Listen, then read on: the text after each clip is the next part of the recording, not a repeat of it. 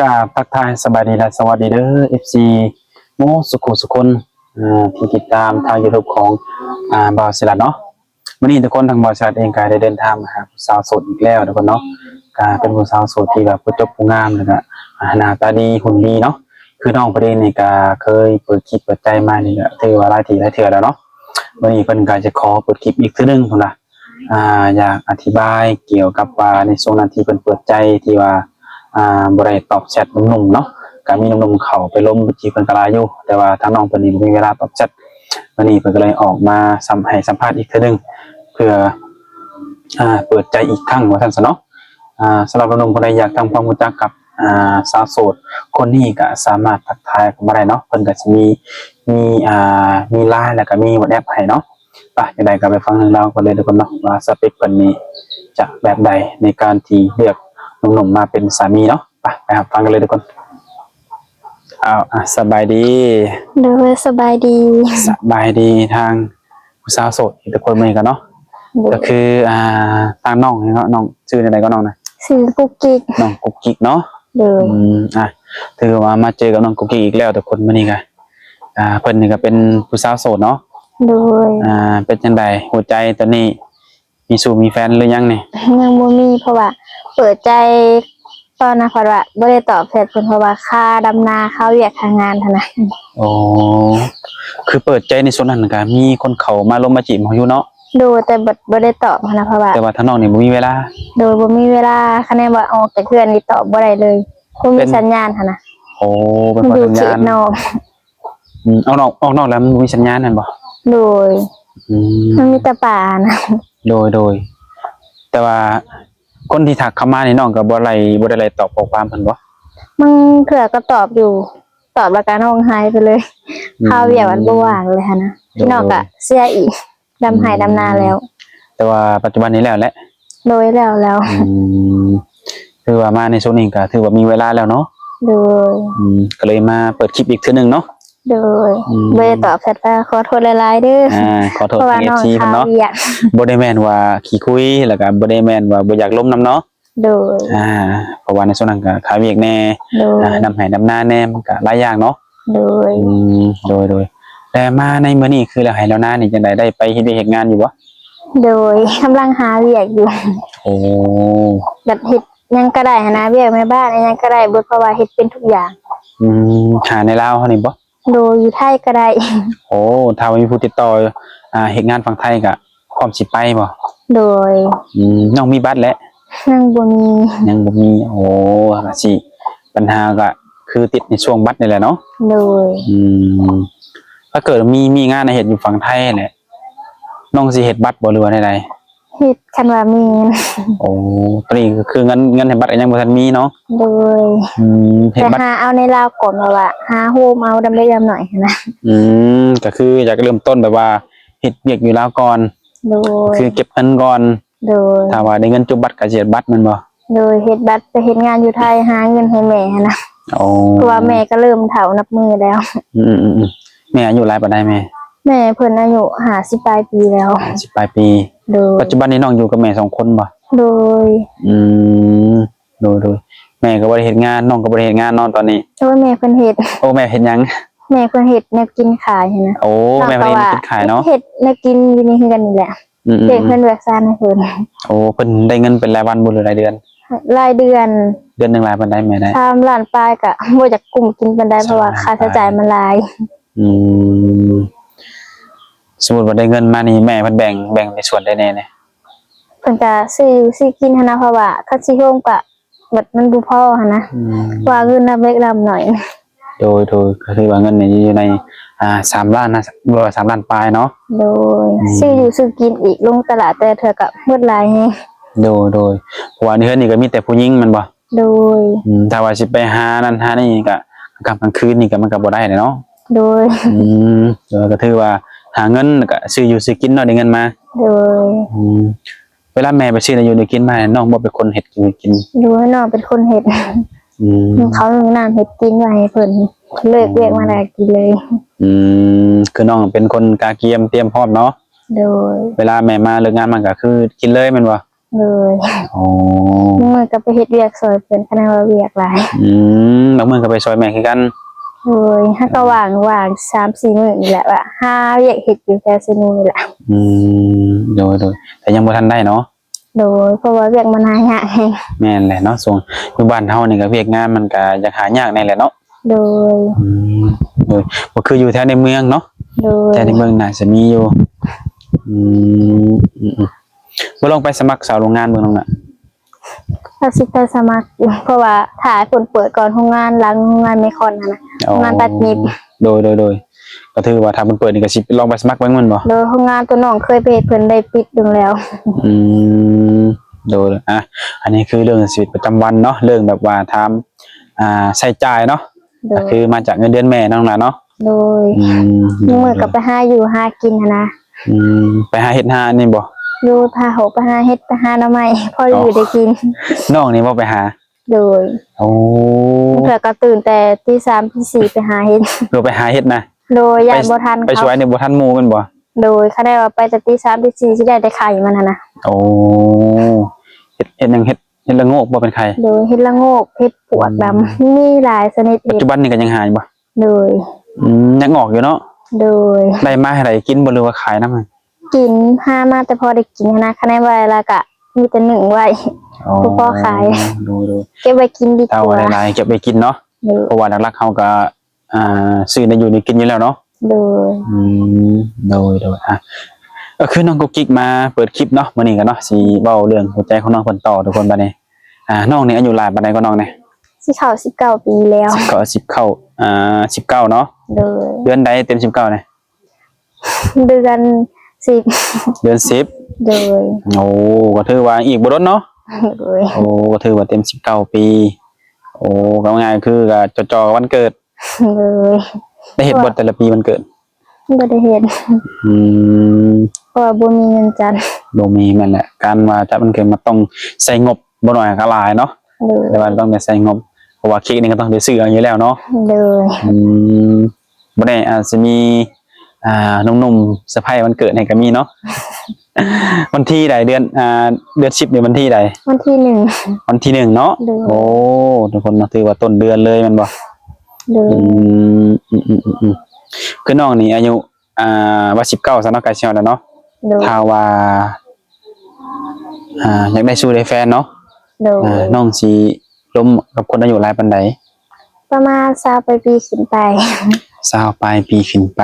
โดย 20 ให้เพิ่นมึงแย่งเขาได้นะ โอ้หาคนดูแลเนาะ โดย พร้อมดูแลพร้อมซัพพอร์ตแล้วก็แบบดูแลในครอบครัวเฮาแม่นบ่ โดย ถ้าเกิดว่าคนที่มีอายุหลายได้แบบมาล้มน้องแบบมักน้องซะสินะเนี่ยตัวอย่างมาสัก60เนาะ60 65จังซี่นะ ได้อยู่คะแนนว่าเพิ่นมึงแย่งอะไรเพิ่นหักทางก็พอนะ โอ้ บ่ตกบ่ตีหันนะ โอ้แต่เอาเป็นสามีได้แม่นบ่ โดย แต่สำคัญคือได้มาเป็นสามีแล้วก็ต้องดูแลเฮาเนาะ โดยบ่ให้ ดูแล ตก ครอบ บ่ ครัว ให้ เฮา ตีหันนะ บ่ให้ตบบ่ให้ตี โดย โดยแต่เรื่องการดูแลนี่เพิ่นดูแลเฮาก็ต้องดูแลเพิ่นแม่นบ่ โดย ใช่แต่เพิ่นดูแลเฮาเองก็บ่ได้เด้เฮ็ดว่าต่างคนต่างดูแลกัน โดย เนาะ โดย แต่ต้องจำกัดจะบอกว่าเพิ่นต้องอยู่ทางไกลทางใกล้นี่นะ ทางใดก็ได้หันนะ ได้ก็ได้แม่นบ่ โดย ขอแต่ว่าเพิ่นมีใจมักเฮาเนาะ โดย อ๋อคือน้องก็เป็นผู้เจบผู้งามในสาขามีสเปคบ่แบบว่าเห็นแล้วมักนะ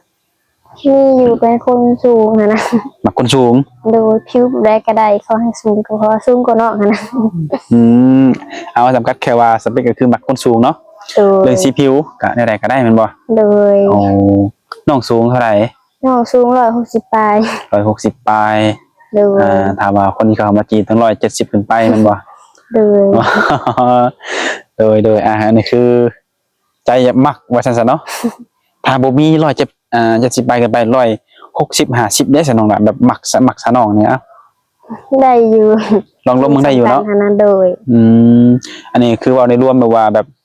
อยากได้เนาะอยากได้ผู้บ่าวอยากได้ฟิลได้แฟนแบบสูงกว่าแต่ว่าเลือกได้ถ้าเป็นไปได้เนาะ โดย แต่ถ้าว่าเนื้อคู่เฮาอาจจะได้มันจัดมาให้แบบว่าต่ำกว่าเฮาบ่หรือซ้ำเฮาบ่นี่ก็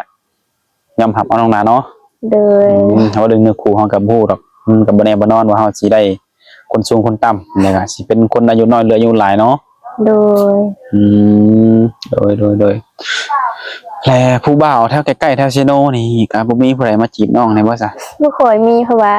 น้องบ่ค่อยได้ออกไปเล่นนะบางเทื่อก็อยู่แต่เฮือนไปหากินหันนะไปป่า โอ้โหนอกนอกจากไปป่าก็อยู่เพื่อนอยู่ไปป่าจังซี่บ่ โดยโดนบัดออก อ๋อ เพื่อนทางหนึ่งหาบัดโดนไปพอหมู่นะ อืม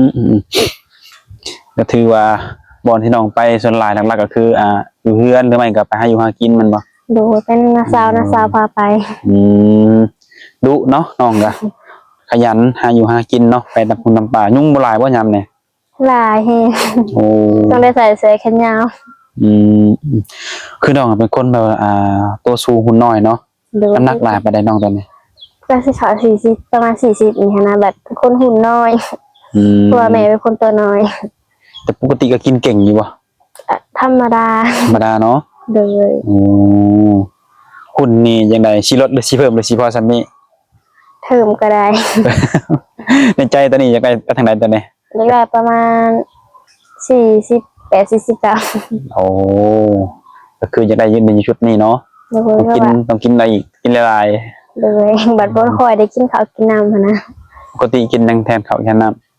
บางเทื่อก็กินบ่กินหมี่ไป ำโอ้กินเมนูเส้น โดย บ่น่าหุ่นจะเป็นเสร็จแหล้วเนาะ โดยเขาก็บ่ได้สู่กิน โอ้แล้วเรื่องให้หน้าตากล้าได้น้องเฮ็ดบ่ปีนี้หรือบ่ได้เฮ็ด เฮ็ด หน้าน้องเองนี่ บัดบ่ได้เฮ็ดนำพี่น้องหันนะคะแนนว่าพี่น้องเฮ็ดหน้าก็ไปเฮ็ดซอยเพิ่นแต่ไปเฮ็ดหน้าซอยพี่น้องแล้วก็เพิ่นเอาเขาวให้ เพิ่นว่าเขาให้เขาที่พี่น้องให้นี่กุ้มกินบ่แต่ละปี กุ้มอยู่ อืม คะแนนบ่ได้หลายก็กุ้มคะแนนบ่ได้น้อยก็เลยซื้อกิน ขึ้นอยู่กับว่าหน้าเพิ่นสิได้น้อยได้หลายเนาะ ปีนี้บัดบ่กุ้ม ปีนี้บ่กุ้มแมันบ่ เลยต้อง แสดง ซื้อเขาวกิน ปัจจุบันนี้ซื้อเขาวอยู่แม่นบ่ โดย แสดงว่าเขาวนี่ก็มาจากเงินเดือนแม่ โดย ต้องซื้อเป็นได้เป็นกิโลหรือเป็นกระสอบ เป็นกิโลเอา กิโลละเท่าใดตอนนี้ 24,000 25,000นี่แหละตามบางหาดเลย ถ้าสอบหนึ่งนี่เคยซื้อบ่สอบหนึง บ่เคยซื้อจัก บ่เคยซื้อ เทื่ จักเทื่ออ๋อมีแต่ว่าซื้อเป็นกิโล โดยซื้อพออยู่พอกินนะ อืม เทื่อซื้อเทื่อละ4-5โลไว้ อืมโดยแต่ว่าหน้ามานี่มันนี่ก็คือน้องเปิดใจให้เนื้อคู่เนาะ โดย การเปิดใจให้เนื้อคู่ของน้องนี่จังไดถ้าว่ามีผู้มักผู้ฮักน้องอีหลีเด้ซะและเพิ่นอยากมาขอมาแต่งเนาะว่าสิซะ โดย น้องก็สิพร้อมเอาบ่ในวัย19ปีนี่ พร้อมแต่ขอเวลาหมึงใจกันนะ เบิ่งกันดนบ่ ประมาณ6-7 เดือน ประมาณ 6-7 เดือนเนาะถือว่าขอเวลาศึกษาเบิ่งใจ โดย ศึกษาอารมณ์กันเนาะว่า โดย เป็นคนแบบใดผู้ชายคนนั้นเนาะ โดย แต่ถ้าว่าล้มกันแล้วต่างฝ่ายต่างหับกันได้เพิ่นสิมาขอมาแต่งเนี่ยก็ถือว่ายินดีเนาะ โดย ก็ถือการเบิ่งใจน้องนี่ก็ถือว่าบ่ดนเนาะอย่างน้อยมันก็บ่ได้ว่าเป็นปี2ปีน้องน่ะเนาะ โดยหมึงใจกันก่อน ว่าใจคนน่ะสิเป็นอะไรฮะนะ โดยถ้าเว้าโดยรวมแล้วนี่ถ้าน้องอยากได้มาแบบมาเป็นสามีนี่ต้องเป็นแบบใดมีข้อห้ามหยังแหน่บ่ มีบ่ให้กินเหล้ากินเบียร์ดุหั้นนะบัดโดนๆกินได้อยู่บ่ให้สูบยาบัดบ่ให้จุจี้จุกจิกหลายหั้นนะเพราะว่าน้องบ่มักคนจุจี้จุกจิก จัดน้องเป็นคนสบายหั้นนะเวลาน้องเว้าหยังก็คือคำใดคำนั้นเลย มีอีกบ่ นี่แล้ว ก็คือประมาณนี้เนาะ โดย คืออันดับแรกก็คือคนกินเหล้ากินเบียร์นี่ก็คือกินได้อยู่เนาะ โดย แต่ว่าโดนเทื่อแต่ก็บ่ให้กินจนเมาลืมเฮือนลืมซาเนาะ โดย แต่ว่าคนสูบยานี่คือบ่ได้เลย โดย เป็นคนที่บ่มักหรือว่าแพ้บ่ บ่มักก็ได้กินยานี่มีหัวปวดหา ถือก็ถือว่าเป็นอาการแพ้ซะเนาะหรือว่าแพ้ควันยาเนาะทุกคนโดยก็คือสิได้อยู่ดอกเนาะ โดย แต่ว่าเรื่องกินเหล้ากินเบียร์นี่คือน้องก็อนุญาตให้อยู่เนาะ โดย สำคัญแค่บ่ให้สูบยาเท่านั้นแหละอย่างเช่นแบบรูปร่างห่างกายของหนุ่มๆเนี่ยนะมีบ่แบบที่อยากได้แบบใจต้องการนี่มีบ่ แบบไรก็ได้ แบบไหนก็ได้บ่ โดย สิเป็นคนอ้วนแน่หรือว่าคนหุ่นดีคนผอมนี่ก็คือว่าได้เนาะ โดย อ๋อโดยนะคนมีสักลายเต็มโตนี่ต้องสิว่าได้ ได้แบบได้ก็ได้ขนาดว่าเป็นคนดีนะ โดยน้องเว้าถือและมีเหตุผลเนาะเพราะว่าลายมันเป็นแค่สัญลักษณ์เป็นสิว่าจังไดประดับ ความงาม ความงามประดับกายซื่อเนาะ โดย มักบ่คือกันว่าซั่นซะเนาะ โดย บางคน เฮ ก็ มักบ่คือกันขนาดว่า อืม บางคนก็ซักพองามนะ อืม แต่ว่าเพิ่นดี โดย บางคนก็บ่ดี เพราะว่าการสักลายมันเป็นแค่ภายนอกเนาะ โดย ผู้บางคนเขาจะว่าโอ้ยคนสักลายนี่มันแต่ย่านคือโจรนี่โอ้อันนี้เป็นความคิดที่แบบว่ามัน บ่แม่น มันก็ต้องเบิ่งจากภายในเนาะ โดยมันขึ้นกับบางคนพอสลาย และ กัน บ่ให้ตีความหมายกับลายว่าซั่นซะเนาะ โดย หรือว่าทรงผมหนึงจงหนวดจงเขาหนึงเนาะ โดย ส่วนหลายบางคนเขาจะตีความเป็นแบบนั้นแต่จริงๆแล้วมันก็อยู่ทางในเฮาเนาะ โดย สิดีหรือชั่วสิเป็นคนดีหรือคนบ่ดีก็อยู่ในจิตใจพุ่นแหละเนาะ แม่น เพราะฉะนั้นอย่าเบิ่งคนแต่ภายนอกเนาะ โดยมึงก็ได้ โดยก็ถือน้องก็ถือว่าโอเคเนาะในจุดนี้เนาะ โดย หลักๆก็คือจะสิเป็นคนใดๆก็แล้วแต่สิเป็นคนสักลายเป็นคนมีหนวดมีเข้าก็ตามแต่เขาว่าเป็นคนใจดีเนาะ โดย ใจดีใจกว้างใจอย่างว่าง่ายๆกันเนาะ โดยมักช่วยเหลือคน อืมเป็นคนอารมณ์ดีเฮฮานี่แห่งดีเนาะ โดย มันจังอยู่เวลามันจังบ่เหงาเนาะ โดย มันจังสวยกันคลายเครียดอ้าวถ้าว่าเรื่องง่ายก็คือในช่วงนี้ก็คือน้องก็ยังบ่ได้เวียกมีงานแต่ก็มีเวลาตอบแชทหนุ่มๆแล้วเนาะ โดย สำหรับหนุ่มๆคนใดที่ทักมาหาน้องในรุ่นก่อนเนาะ โดย หรือว่าถ้ายังสนใจยังอยากอบรมกับน้องอยู่ก็ทักเข้ามาใหม่ได้เนาะคือช่วงนี้น้องมันก็วางแล้วคือในช่วงก่อนก็ติดดำไหดำหน้าแหละก็ว่าเรื่องสัญญาณอีกเนาะ โดย อ เปิ ยา ด กให้ มีสัญญาณเลยนะเพราะว่ามันมีแต่ป่าแต่เขาอยู่นี่นะ โดย ทางเขาก็ยากเนี่ยไปดำนากัน ก็ถือว่าตอนนี้เวียกงานก็ถือแล้วเปิดแล้วเนาะ โดย ก็สิไปนี่ก็หาอยู่หากินเท่านั้นแหละเนาะ โดย ก็อยากให้หนุ่มๆเข้าใจในส่วนนี้คือกันเนาะ โดย ถ้าว่าน้องบ่ตอบก็ต้องฟังเหตุผลน้องคือกันเนาะ โด ว่าย เป็นเพราะหยังย้อนหยังเนาะบ่ให้ตีความหมายไปเองว่าโอ๊ยเป็นผู้จบผู้งามเลือกลมคนจังซั่นจังซี่ว่าซั่นบางคนเขาสิตีความหมายแบบนี้เนาะ โดย โดยสำหรับผู้ใดอยากได้น้องไปเป็นสู่เป็นแฟนหรือว่าอยากได้เป็นเป็นลูกเป็นเมียเนาะถ้าเข้ามาร่วมกับน้องเพิ่นได้ศึกษาเหมือนกันก็ประมาณ 5-6 เดือนน้องเพิ่นว่าให้เวลาเบิ่งใจกันเนาะ โดย มื้อนี้ก็ทางบ่าวชาติเองก็สิขอสัมภาษณ์น้องเพียงเท่านี้ก่อนส่วนเรื่องที่เหลือที่หนุ่มๆคาใจอยากรู้หยังเพิ่มเติมก็คุยกับน้องเพิ่นทาง LINE บ่ โดย เฟซเด้